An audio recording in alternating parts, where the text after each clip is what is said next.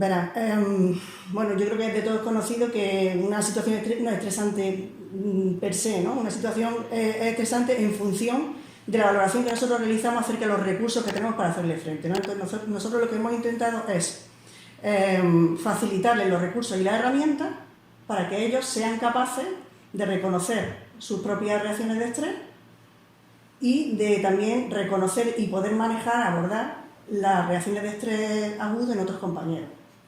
¿De acuerdo? Entonces, hay una serie de variables que están directamente relacionadas con esa respuesta de estrés.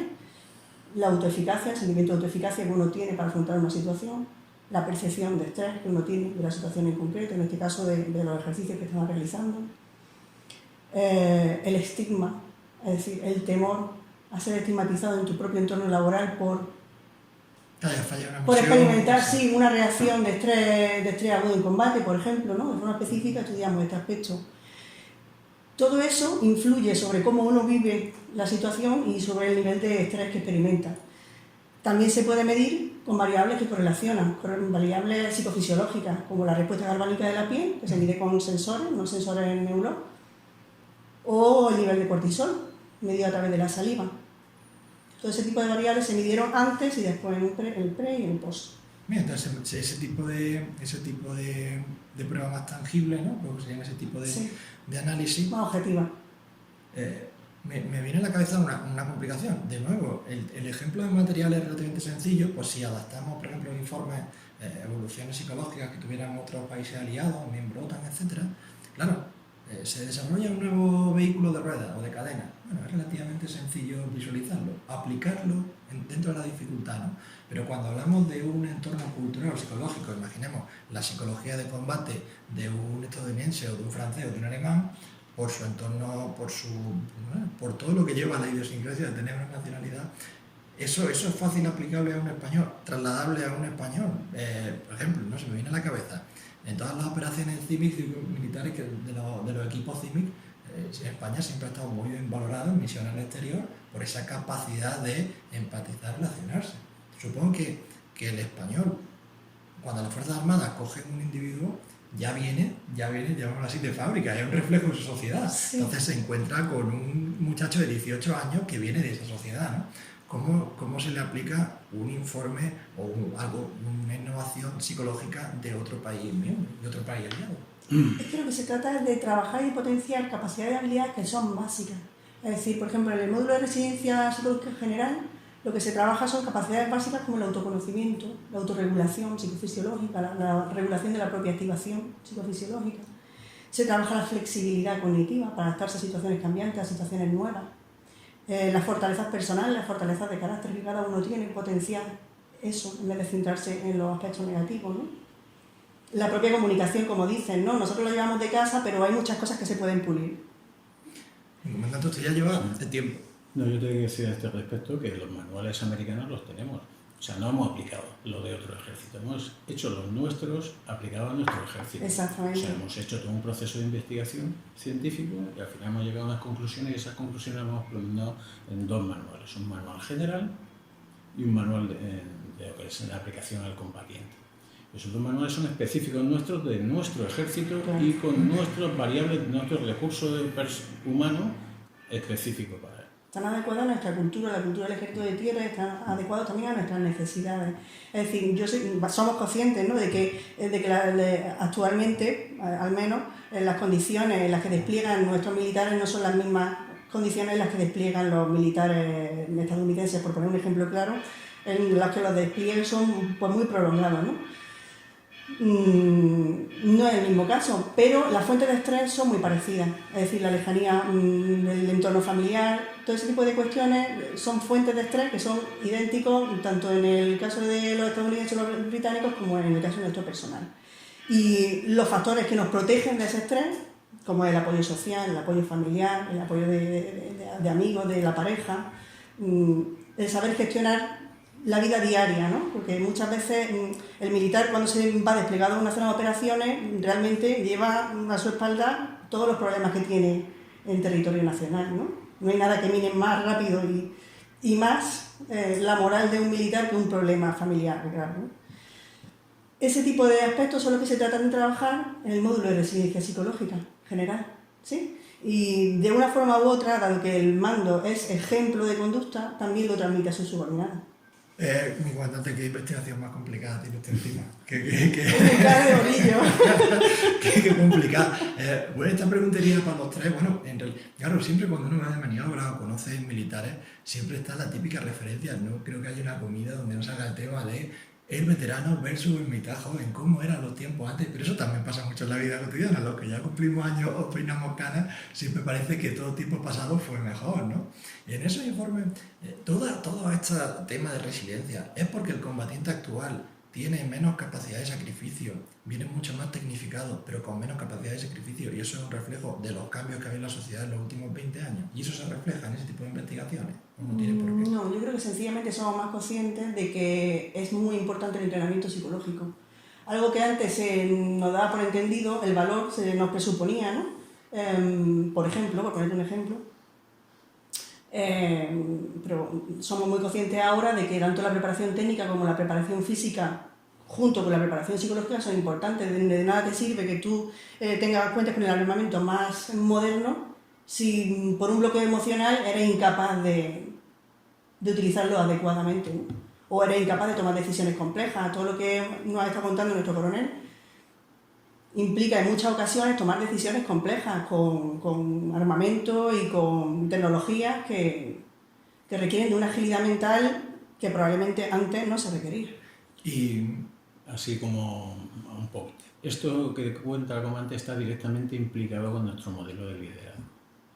Está imbricado fundamentalmente. Lo hemos desarrollado y hemos desarrollado unas herramientas que apoyan a lo que es nuestros líderes a todos los niveles a desarrollar una forma de liderazgo que es la que se requiere hoy en día. Lo tengo por aquí. Con este dimos origen a todo el proceso de lo que es el liderazgo que se requiere en la Fuerza 2035. En realidad es muy complicado intentar aislar el trabajo de las subdirecciones o el trabajo de la IDOM, porque está todo íntimamente, hiperconectado. Es decir, si la IDOM pretende desarrollar un conocimiento más transversal, donde esa orientación a la misión haya una actitud más flexible, ¿no? Porque ese teniente pueda desarrollar su misión de una manera más flexible respecto al mando, por ejemplo, ¿no? Ese liderazgo va a estar relacionado con la capacidad psicológica de resiliencia del combatiente. Al final la IDOM está, bueno, no solamente en motor, sino que está articulando, está hiperconectando un montón de procesos muy transversales, muy transversales, o sea que no solamente conformamos una línea y así, sino afecta prácticamente a todo. Ella te hablaba de cómo decide, cómo tomar decisiones muy complejas, y por otra parte trabajamos el liderazgo, que es lo que es la forma que está ejerciendo ese mando, la toma de decisiones. Esto supongo que con el coronel Leiva, en tema de experimentación, que sería su área, usted podrá decirnos si es más sencillo cambiar o realizar un experimento de cosas que son tangibles, de experimentos que hay, de cosas que no lo son tanto, ¿no? Supongo que para un combatiente dice, pues cambio de fusil, y bueno, y se adapta eso a cambio de cómo es el liderazgo, cambio como tal. Esos experimentos tienen que ser complicados, ¿no? O será más sencillo. Efectivamente. Teniendo en cuenta que uno de los factores de las capacidades militares es el personal, en la R de recursos, el personal obviamente depende de muchos factores ajenos al propio ejército. Entonces, cuando en un experimento no solamente se utilizan materiales o tecnologías nuevas u organización operativa nueva, hay que tener en cuenta el personal que sirve a cada uno de los puestos de esa organización para cumplir cometidos que en la doctrina se especifican o para manejar nuevas tecnologías que quizás no estén al alcance de muchos jóvenes que ingresan en las diversas escalas, ¿no? Por eso la experimentación Fuerza 35 se ha querido que tenga un capítulo aparte la investigación. Cuando en 2017 nuestro GM del momento da su visión de la Fuerza 35 y da como objetivo a alcanzar en ese 2035 una fuerza tecnológicamente avanzada con la potencia de combate, protección y capacidades necesarias para cualquier escenario, arranca un proceso conceptual que es la base de nuestro trabajo. En ese proceso conceptual, primero, como ha dicho el coronel Aguilar, se establece un entorno para el 2025 que va a ser incierto, va a ser complejo, pero haciendo un análisis de ese entorno identificamos 4 posibles ámbitos de actuación que se reflejan en los conceptos para el combate. Ámbito de actuación contra un enemigo tecnológico avanzado como nosotros, otro ámbito en un combate no lineal con grandes distancias, un tercer ámbito en zona urbanizada preferentemente y un cuarto ámbito de apoyo a autoridades civiles. Obviamente no hay entornos, como he dicho, aislados. Hay elementos de cada uno de los 4 en el entorno en el que van a actuar las Fuerzas Armadas, el Ejército de Tierra. En estos conceptos para el combate se dice cómo combatir en cada ámbito, pero ¿con qué? Es decir, ¿con qué capacidades militares? Y ahí entra no solamente el material, el sistema, sino la doctrina, la orgánica. Volcamos en otro trabajo conceptual en los conceptos de transformación. En estos conceptos de transformación ya se dice, para alcanzar esa fuerza tecnológicamente avanzada en el 2035, qué capacidades hay que integrar en los escenarios o en los horizontes temporales 2026, fuerza posible, 2030, fuerza avanzada y 2035, fuerza de ventaja. Nuestro trabajo hasta ahora de investigación, nuestro trabajo en la experimentación es validar lo que está escrito conceptualmente. ¿Cómo se valida? Mediante experimentos. Obviamente en los experimentos hay que introducir factores tecnológicos, factores de orgánica y algunas TTPs que podamos visualizar como consecuencia de tendencias, etcétera, para comprobar que lo escrito es válido. Y si no lo es, proponer modificaciones. Por eso los documentos conceptuales, aun siendo libro blanco de empleo de la Fuerza 35, son actualizables cada ciclo, 2026, 2030, 2035. El elemento humano, de aquí al 2035, obviamente va a cambiar. ¿Cómo? En función de la propia sociedad. Van a venir gente más formada, más preparada, y lo que es nuestra responsabilidad es acoplar en cada puesto, en cada sistema de armas, para cada TTP, el personal idóneo. Y nuestra premisa es que el factor humano es el principal de todos los factores. El factor humano es el principal. Sí, yo creo que al final en el factor humano entra todo el mundo de una manera u otra.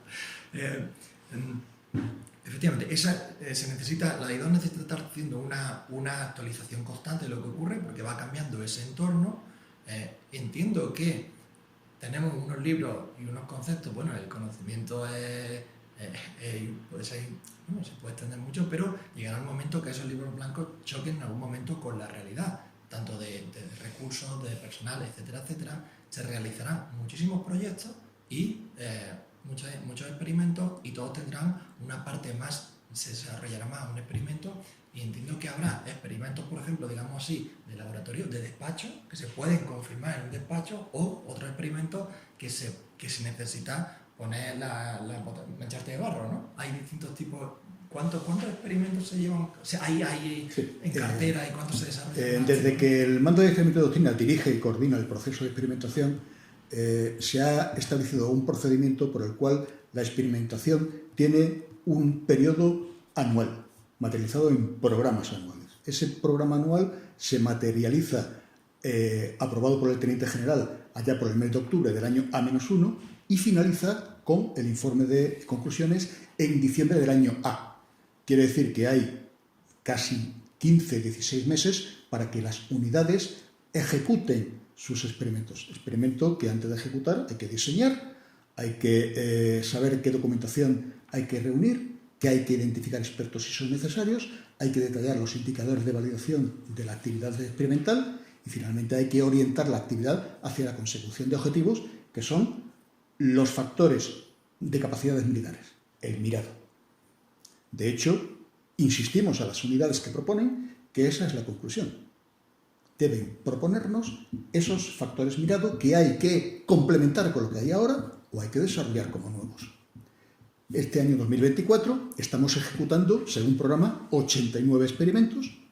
de los cuales se ha permitido a todo el ejército, fuerza y apoyo a la fuerza, hacer propuestas y con nuestras indicaciones de prioridades.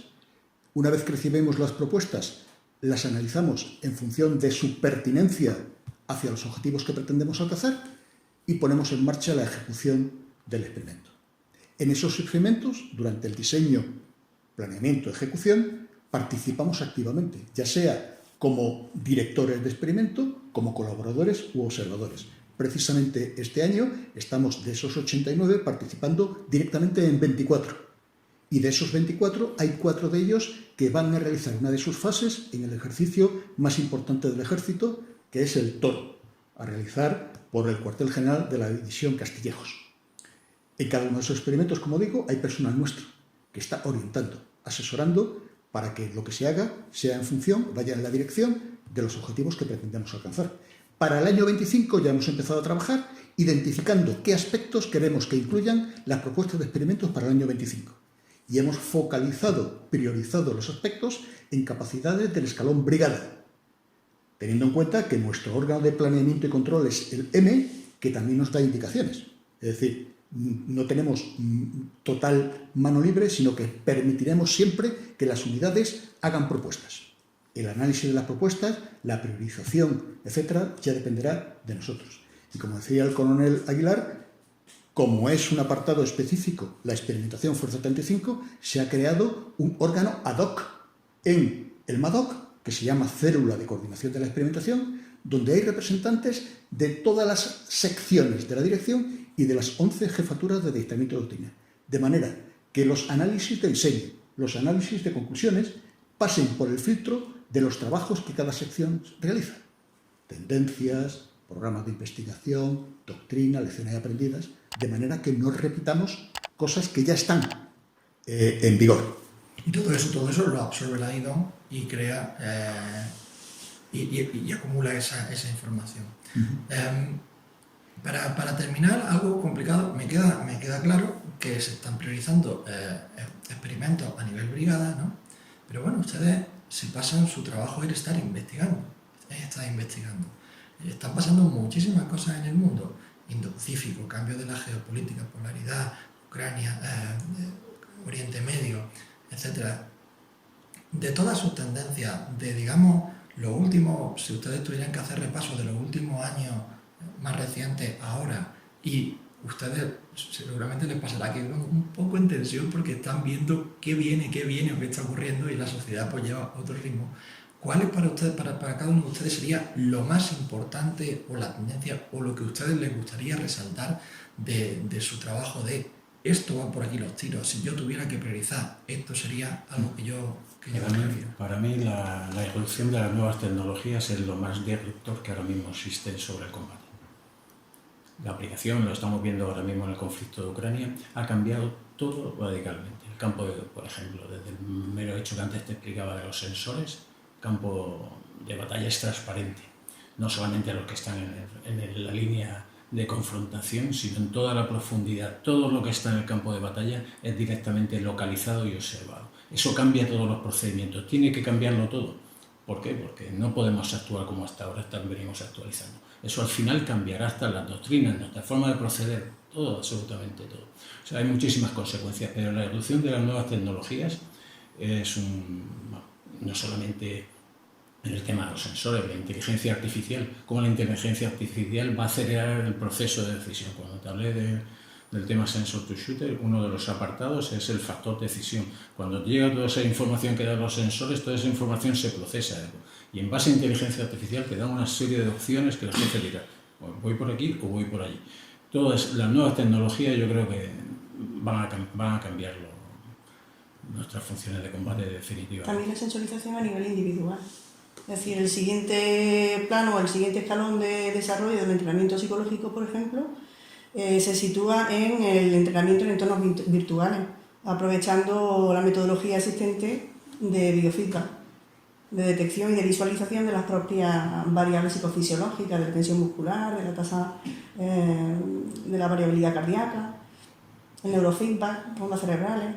Todo ese tipo de sensorización y de biofeedback permite entrenar en entornos virtuales y además a posteriori probablemente formará parte del ecosistema tecnológico que el individuo... Claro, que el propio mando esté viendo las constantes vitales de ese combatiente, ¿no? Y puede Eso estar... para la preparación es la clave, sí. Porque además potencia muchísimo la motivación, el propio sujeto va viendo cómo progresan sus propias constantes en tiempo real. Bueno, es que efectivamente... En combate futuro será interacción hombre-máquina, sistemas autónomos. Ahí está cambiando radicalmente. Y todo viene con las nuevas tecnologías. Las nuevas tecnologías nos va a cambiar el combate futuro. Entiendo que también usted coincide en esa Sí. Además hemos tenido oportunidad de analizar el conflicto de Azerbaiyán, el conflicto de Ucrania, el actual de Gaza. De todos ellos se sacan lecciones aprendidas. Desde el punto de vista nuestro de experimentación, así lo dice también el M, la función táctica mando y control, orienta a todas las demás. Luego lo que tendríamos que conseguir, en primer lugar, es un sistema de mando y control robusto, no como hasta ahora de puestos de mando enlace 1 a 1, sino en red, con suficiente protección y supervivencia contra el fuego enemigo, que permita tener la integración de la información de todo tipo de sensores del campo de batalla y que permitan al comandante tomar la decisión oportuna. El sistema de mando y control debe orientar el resto de actividades de las otras 6 funciones tácticas. La verdad es que hay un volumen... Mando y control es lo primero que estamos trabajando. Estamos trabajando ya en conceptos que desarrolla el mando y control, como decía el coronel. Pues señores, coronel y mi comandante, muchísimas gracias por su tiempo. Amenazo con volver porque aquí hay demasiada información, hay demasiada tendencia. A ti por tu paciencia. Yo, si quieres, te puedo dar algún documento de los que hacemos y te lo lees, lo estudias. Este de uso público te lo puedes llevar perfectamente. Este otro que te he dado por aquí de liderazgo también te lo puedes llevar. Este por aquí. Este también te lo puedes llevar, que es de uso público. Pues agradecido, porque en esta tendencia de PDF uno se pasa la vida dentro del ordenador, así que un poco de papel y tranquilidad. Echa un vistazo y comprenderás pues, lo que hacemos aquí. Pues de acuerdo, muchísimas gracias. A disposición Gracias. suya.